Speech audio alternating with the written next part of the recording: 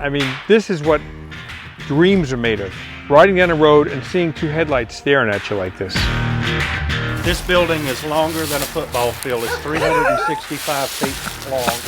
Steve used to be on Dale Jarrett's NASCAR team as a crew member. You were asking me about NASCAR. There's one of Dale's cars right there. They shot the windshield out and the bullet lodged in the back glass. You see it back there? Yep.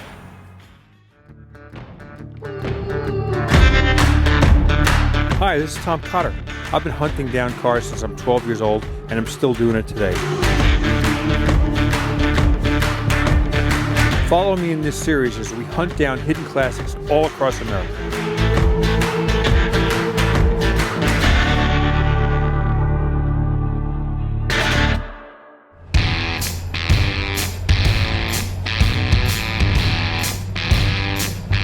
Got a lead on an old sports car salvage yard in Columbia, South Carolina. Been around for 50 years or so. And so we're gonna go check it out, see what's left 50 years after it opened. With a gentleman named Bob, and he's got cars scattered around in buildings and outside of buildings. I've actually heard about this car in South Carolina for 20 years and actually looked. I was coming back from Amelia Island once a few years ago, the Concours, and looked for this car because a guy told me he knew where it was. And I was like out there somewhere 20 miles on a dirt road, and I never found it. It turns out that Bob bought this when he was in high school, the first car he ever owned. So what are we looking at here? It's a 53 Woodill Wildfire. This one has the factory frame under it. It was a kit car. Yeah. And so you could just buy the shell and put it on any chassis you happen to have, or they did offer a chassis for it. I think Cunningham built this one. Seriously? Supposedly, yeah. And it doesn't look like a Cunningham chassis because Cunningham used lots of round tubing. All right, this is really interesting. There's a badge right there on the chassis, which I've never seen before. Wildfire Woodill Motor Company, Downey, California. It's got serial number 9935. Isn't that interesting? So this allowed, you know, an American who wanted to have a sports car to build their own sports car in their garage in their free time. These took a long time to build, though. Estimated that about 2,000 hours to build one from basic to a running driving car. 2,000 hours is a full-time job for a year, working 9 to 5. So if you worked a 9 to 5 job, this was a second 9 to 5 job. It would take you a year to complete. So that's why so many of them were never completed, just because people ran out of time. So what else do you have to show us here?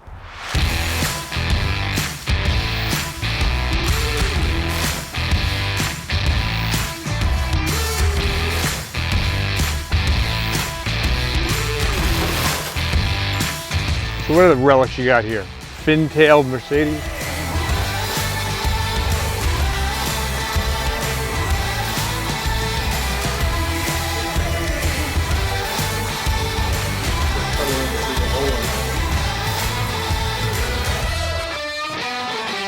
This is a 1967 Porsche 912. 911s had 6-cylinder motors, 912 had a 4-cylinder motor.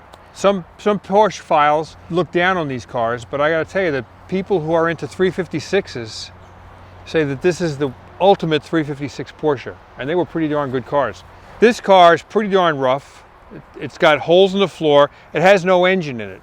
It's got a transaxle. You look at a car like this and it's okay, it's who knows how long it's been sitting here.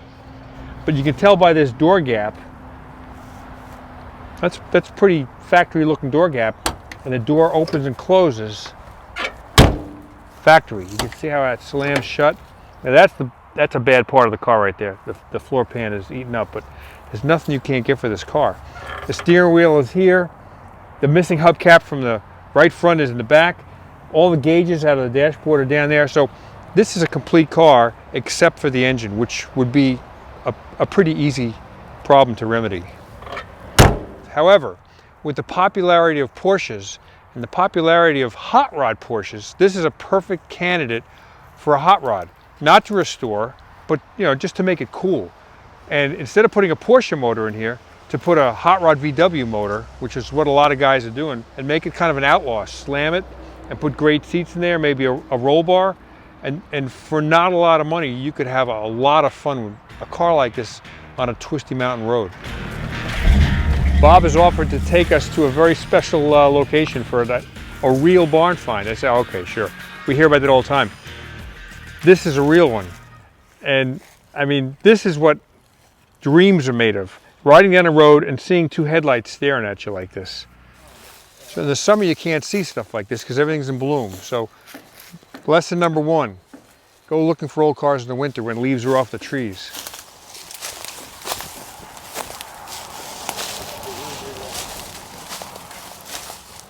Wow.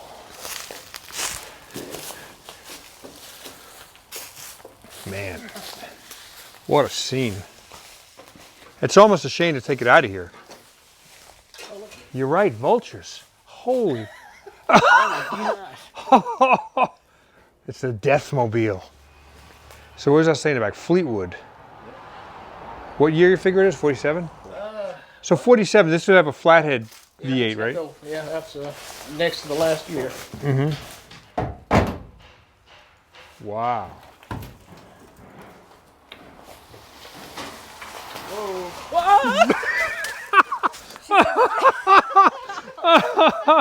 Jeez, man.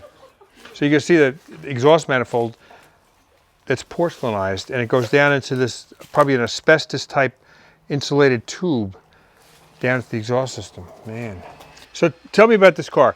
You know the guy that owns it, and he said, I got a car for you. Do you want to buy it or what?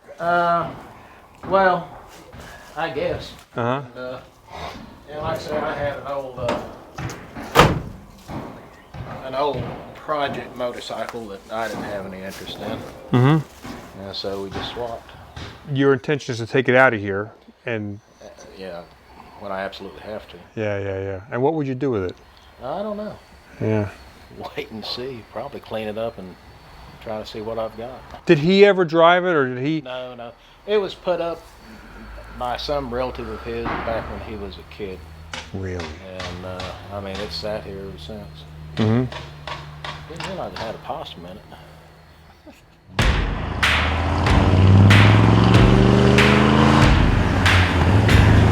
Usually the people we meet on Find Hunter, I've never met before.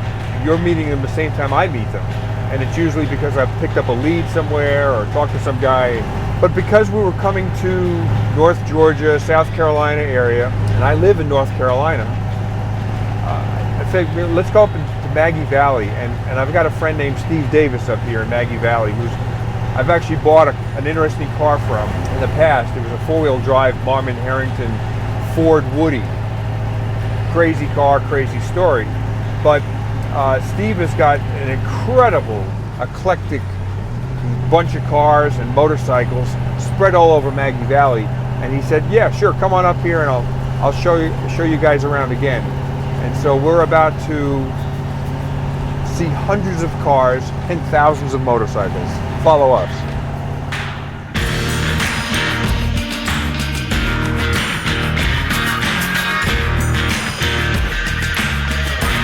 This is Steve Davis, and we're in this great place called Maggie Valley, North Carolina. Steve is a motorcycle and car enthusiast, and not only does he not like to throw anything away, but if he hears of anybody else throwing anything away, he says, well, bring it over to my place. And because of that, he's got stuff like I've never seen. Probably the largest private collection of stuff I've seen in my life, and it's all cars and motorcycles. So Steve, would you give us a tour of this Be happy to, place? Tom. Thank you. Come on in. This is one of the buildings. This building is longer than a football field. It's 365 feet long, and it's got a little bit of everything in it. Come on in. Now, have you ever counted how many bikes and cars you have? I have no idea. There's over 3,000 motorcycles in this building, though, I think. And an MGB. Oh, there's about 20 of those in here. There's another one right there. Look at that. Now, I mean, okay, let's say I wanted to buy that car. How would I get it out of here? With a tractor. And a bunch of leg work. TR3. Yeah, that car was underwater for 2.5 years. That's the one that was in the Fritz Broad River. And I bought it in 20 feet of water. I drove that car 5 days after I bought it, and it being underwater for all those years. We pulled it out. I took it to a car wash, took a friend of mine's wrecker over there, took all the cable and all the chain I could get my hands to. A friend of mine dove down and hooked a hook underneath it and pulled it out. It had gone in a flood, and I heard about it. They call it the water dog.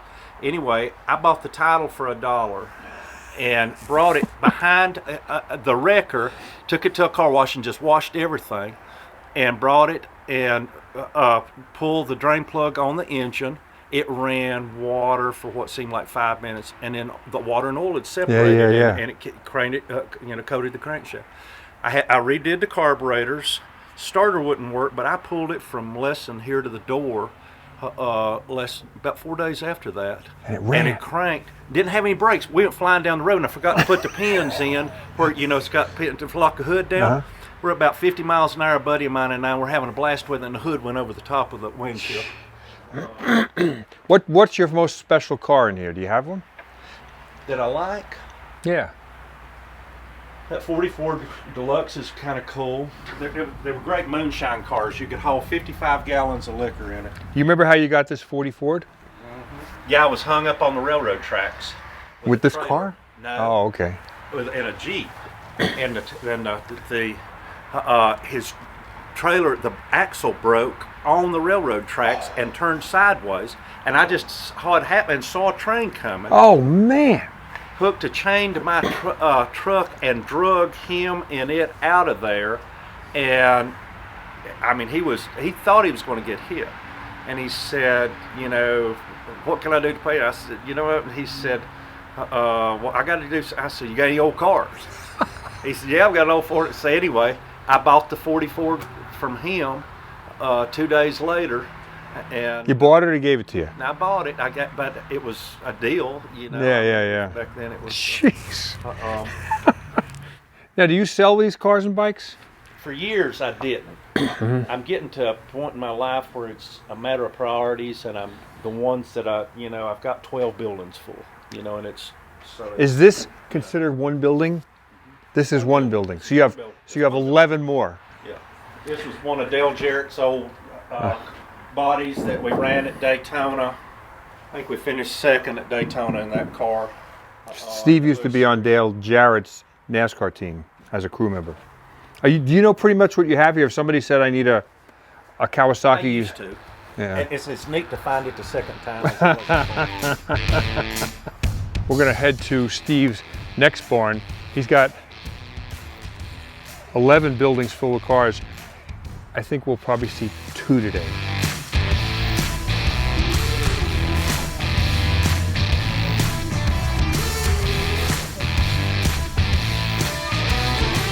If you've watched this show for a while, you know that I like Jaguars. Ideally, I'd open up a garage door and there would be one of these inside there. And the old lady that owned it would say to me, "Oh, do you want that old thing? Just take it away." That's my fantasy. Well, fantasy's not going to happen today. We're at Steve Davis's shop in Maggie Valley, North Carolina. This is an XK140 Roadster. It's a Roadster. You can see that the windshield can be unbolted. And they did that so you could put on windscreens, little windshields, and go racing with it. So these cars were race cars back in the day. You could drive your car to the racetrack, like Bridgehampton or Watkins Glen, race it, and then drive it home again. So Steve told me that this car was one of those race cars as well. So here it is. He has completed the restoration of the drivetrain. So I guess next it's going to come the body. Here's a Jaguar XKE 2+2. You can tell it's a 2+2 because the windshield is very tall. This had a back seat in it. So this was a kind of an exotic sports car that a family could drive in. A mom and a dad and 2 little kids in the back seat. A lot of these were automatics, and this is a stick shift. So local car, low mileage, and looks like in real nice condition. Next to it is another fantasy of mine, an E-Type Roadster. This is a series, I think, 1.5, series 2, I would say, because it's got the rocker switches as opposed to the toggle switches. But it's a car that people of my generation fantasized over, picking up copies of Road and Track magazine as kids and seeing these Amazing looking cars. Enzo Ferrari said it was the most beautiful sports car ever made. Simple, lightweight, clean lines, and until the US government made them put on larger bumpers and stuff, they were just the purest design. Perfect. If this car were in concours condition, it'd be $159,000, according to the Hagerty valuation guide. If it were in excellent condition, which means like number 2 condition, $114,000. Number 3 condition, which would be good, $67,800, and in fair condition, $39,800. What would I say this is? Fair to good? I don't know. It probably hasn't run in a long time, but I bet it wouldn't take much to get it running. The owner is not near here, so if I sneak up to him and say it's only worth 12 grand, I wonder if he'll believe me. Really, look at that. It's 1932 Chevrolet. It Man. runs so sweet. Really? You know, the windshield cranks up and down in these things. This one, they were hauling moonshine with this one.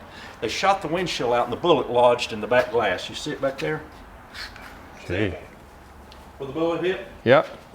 It never made it out the other side. Never made it out the other side. So where'd they haul moonshine? There was tanks or bottles? No, they had Mason jars? Gallon jars. And he ran through the roadblock. So he went home and they hid it in the basement of the house and covered it up. Took the moonshine out. His family took. The law came looking for it, and the car sat for 69 years. I got it. And you're the first one to take it out of there. I got it. What town was that in? Here. Maggie Valley. Wow. So there was moonshine going on here, huh? In a major way. Really? Oh, yeah. This is not your typical barn find. This place took us all day to go through. Amazing location in Maggie Valley, North Carolina. There may not be one just like this near you, but there's something like it somewhere near you. Happy hunting.